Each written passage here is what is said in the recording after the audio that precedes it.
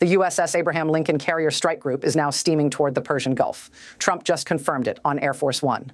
And what Iran did in response will send chills down your spine. Tehran unveiled a billboard in Revolution Square 12 hours ago. It shows a burning American aircraft carrier, bodies scattered across the deck, blood trails forming the stripes of the American flag. The message reads, "If you sow the wind, you will reap the whirlwind."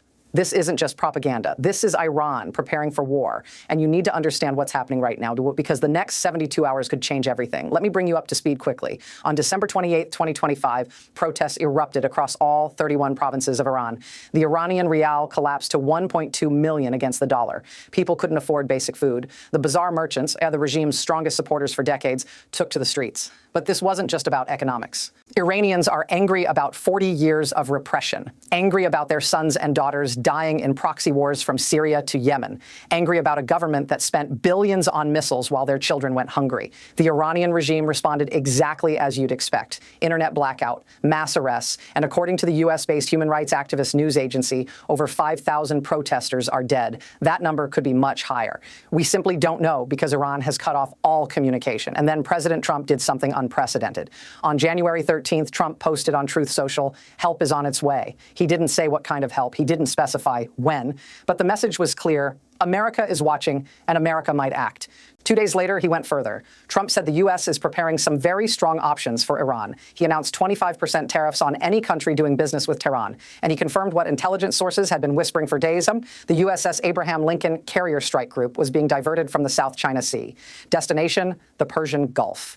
Now let's talk about what this means. The Abraham Lincoln isn't just any ship. This is a nuclear-powered supercarrier, one of the most powerful weapons platforms on Earth. It carries 90 aircraft, including FA-18 Super Hornets, EA-18G Growlers for electronic warfare, and E-2 Hawkeyes for surveillance. The strike group includes guided missile destroyers armed with Tomahawk cruise missiles capable of hitting targets 1,500 miles away, but that's not all. The Pentagon has also deployed F-15E Strike Eagles to the region. These are the most advanced fighter bombers in the U.S. arsenal, capable of carrying bunker buster bombs specifically designed to destroy underground Iranian nuclear facilities. Air-to-air refueling tankers are being positioned throughout the Middle East to enable sustained 24-hour operations.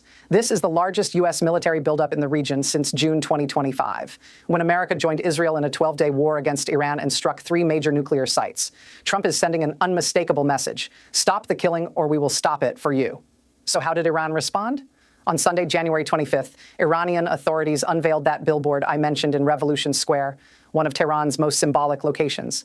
The imagery is brutal and deliberate. A U.S. aircraft carrier engulfed in flames, fighter jets exploding on the deck, bodies of American sailors strewn across the bloodied surface. But here's what makes this truly chilling. The Revolutionary Guard commander issued a statement the same day. "We are more ready than ever. Finger on the trigger." Let me translate what that means. Iran has been preparing for this exact scenario for over a decade.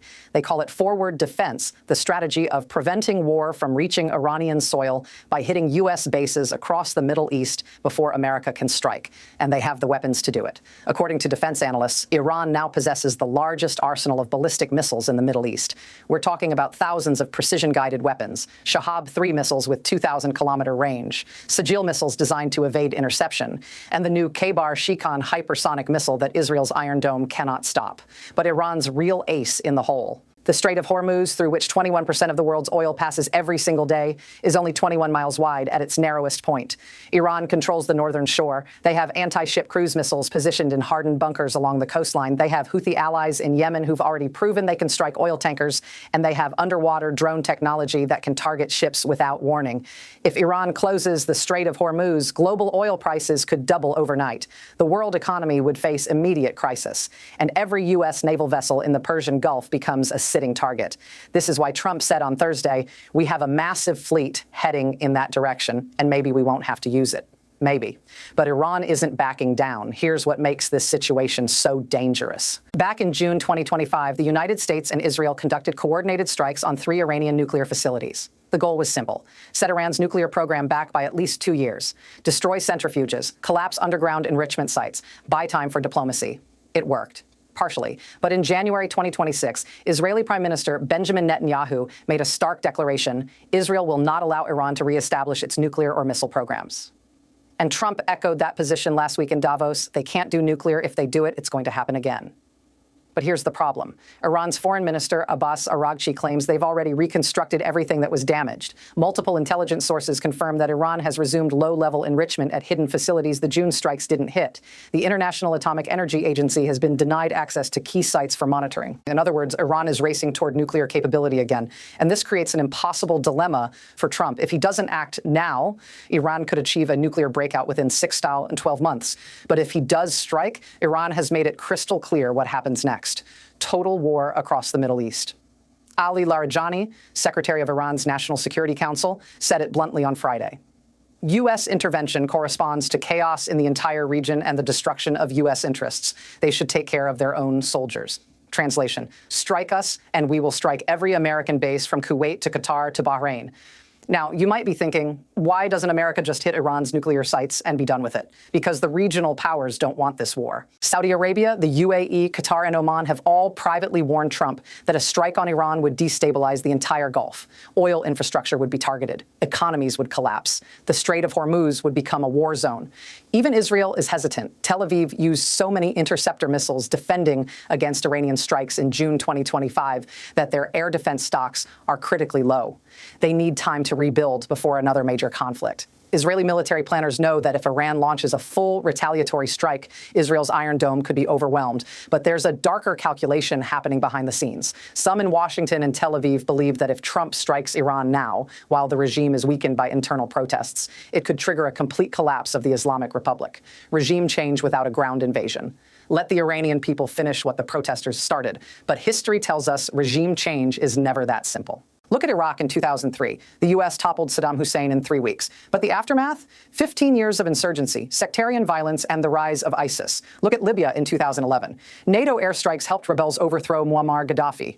The result? A decade of civil war and a country split between rival governments. Now imagine that scenario in Iran, a nation of 89 million people, with ethnic divisions, regional rivalries, and heavily armed Revolutionary Guard forces loyal to the regime. The International Crisis Group warns any external military action could actually strengthen Iranian internal cohesion and empower hardline factions instead of fostering political change. This is the nightmare scenario Trump is trying to avoid. So where does that leave us? Right now, the USS Abraham Lincoln Carrier Strike Group is approximately 4 to 5 days away from reaching the Persian Gulf. When it arrives, it will join existing U.S. forces in the region, approximately 40,000 to 50,000 American troops stationed across 19 military locations. But here's what you need to understand about aircraft carriers in confined waters. The Persian Gulf is only 180 miles wide at its broadest point. For a carrier strike group that's used to operating in the open ocean, this is dangerously tight quarters. Iranian anti-ship ballistic missiles like the College Fars have a range of 300 kilometers, more than enough to cover the entire Gulf. In 2002, a U.S. military war game called Millennium Challenge simulated a conflict with Iran. The result? Iran sank an entire American carrier battle group using swarm tactics, small boats armed with explosives and cruise missiles launched from unexpected positions. The Pentagon claims they've developed counter tactics since then, but the fundamental problem remains. Aircraft carriers are vulnerable in narrow waters against an adversary that doesn't need to win a conventional battle. They just need to inflict enough casualties to make the war politically unsustainable. And Iran knows this. That billboard in Tehran isn't just propaganda. It's strategic messaging. We've studied how to sink your carriers. We've prepared for this scenario. Are you willing to risk thousands of American lives? Trump faces an agonizing choice in the coming days. Does he order airstrikes on Iranian nuclear facilities and risk all-out war? Does he impose a full naval blockade to strangle Iran's economy, which would likely provoke the exact conflict he's trying to avoid? Or does he offer massive sanctions relief and economic incentives in exchange for regime reform, betting that the protesters can force change from within? Let me tell you something most news outlets won't mention. The United States has already deployed its most powerful weapon against Iran, and it's not missiles, it's money. On January 12th, Trump announced that any country doing business with Iran would face 25% tariffs on all trade with the United States. This is economic warfare at the highest level. Think about what this means for China, Iran's largest trading partner. China imports hundreds of thousands of barrels of Iranian oil every day.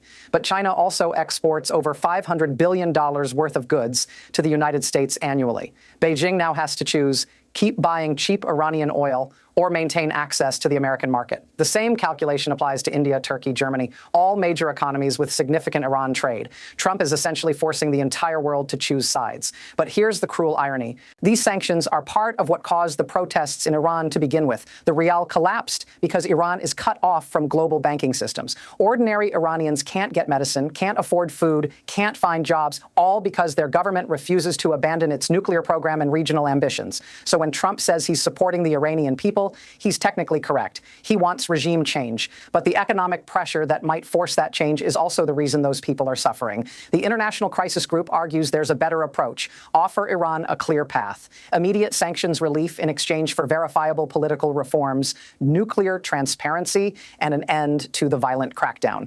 Give Iranians a reason to believe change is possible. Give the protesters hope that their sacrifice means something. But that requires patience, diplomacy, trust building. And those aren't qualities this administration is known for. Let me walk you through 3 scenarios that keep Pentagon planners awake at night. Scenario 1, the accidental war. Iranian Revolutionary Guard forces are on hair-trigger alert. American F-15s are flying combat patrols near Iranian airspace. All it takes is one miscalculation. An Iranian anti-aircraft battery fires on a U.S. reconnaissance drone, thinking it's about to strike. America retaliates. Within hours, the conflict spirals out of control. Scenario 2, the nationalist rally. Trump orders limited airstrikes on nuclear facilities, expecting Iranians to celebrate. Instead, millions of protesters who hate the regime but hate foreign intervention more rally around the flag. The regime uses the American attack to justify mass arrests, executions, and total crackdown. The protests collapse, the hardliners win. Scenario 3, the regional war. Iran responds to U.S. strikes by hitting American bases in Iraq, Kuwait, Qatar, and Bahrain. Simultaneously, Houthi forces in Yemen launch missiles at Saudi oil facilities. Hezbollah in Lebanon fires rockets at Israel. Within 48 hours, the entire Middle East is engulfed in conflict.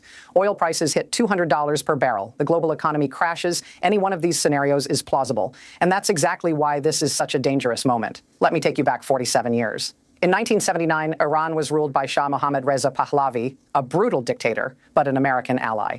The CIA had helped install him in 1953 after overthrowing Iran's democratically elected government. For decades, the Shah ruled with an iron fist: torture, secret police, crushing dissent. But he modernized Iran's economy. He sold oil to the West. He kept the region stable. Then came the revolution. Millions of Iranians took to the streets demanding freedom, democracy, and an end to foreign interference. The Shah fled, and Ayatollah Khomeini, a hardline Islamist cleric, seized power. What followed? The Iran hostage crisis, the Iran-Iraq war that killed 1 million people, 4 decades of hostility between Tehran and Washington. Here's the lesson. When you intervene in another country's revolution, you rarely get the outcome you want. The Iranians who overthrew the Shah didn't want American-style democracy. They wanted Iranian sovereignty. They wanted revenge against a regime they saw as an American puppet. And that same dynamic is playing out today. Trump can send aircraft carriers. He can threaten regime change. He can promise the protesters help is on the way. But if American bombs start falling on Tehran, those protesters might decide they'd rather fight Americans than their own government. History doesn't repeat, but it often rhymes. So what should you be watching in the next 48 to 72 hours? First, does Iran conduct a missile test? That would be a direct signal to Washington that they're not backing down. Second, does the Abraham Lincoln Carrier Group actually enter the Persian Gulf, or does it hold position in the Arabian Sea? That tells you how serious the strike threat really is. Third, do we see any diplomatic back-channel activity? Trump said on Thursday that Iran called to negotiate. If both sides are talking, there's still a chance to de-escalate. Fourth, watch the oil markets. If crude prices suddenly spike, that means traders believe conflict is imminent. And finally, watch for another round of protests in Iran. If demonstrators return to the streets despite the crackdown, the regime is in real trouble. But if the protests stay suppressed, Trump loses his justification for intervention. We are witnessing one of the most dangerous moments in U.S.-Iran relations in decades. 2 nations on a collision course, a carrier strike group steaming toward the Gulf, a regime with its back against the wall, and 89 million Iranians caught in the middle. What happens next could reshape the entire Middle East. Subscribe to this channel so you don't miss what unfolds in the coming days, because I promise you, this story is far from over.